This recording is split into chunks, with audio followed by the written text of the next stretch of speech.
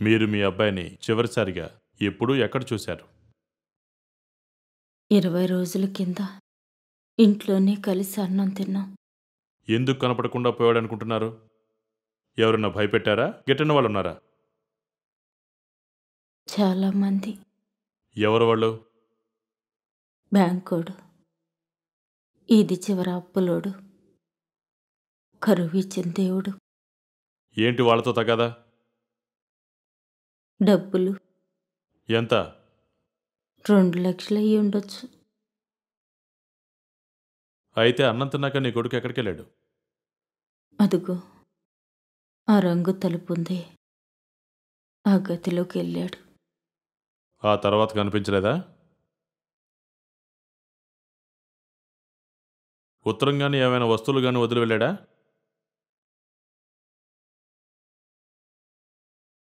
వదిలాడు ప్రాణాల్ని. ఏంటి? చచ్చిపోయాడా? ఆత్మహత్య చేసుకున్నాడా? మరి ఆ పోస్టర్ దానికి?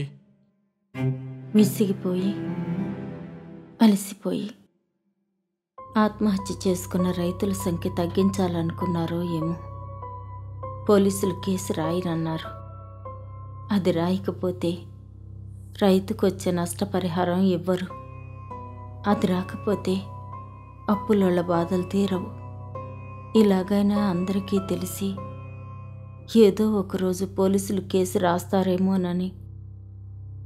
నీకు తిరగడం కష్టమైతే నీ భర్తనైనా మా దగ్గరికి పంపించుండొచ్చు కదా. వాళ్ళలాగే ఆయన కూడా కనపడకుండా పోయి చాలా రోజులైంది.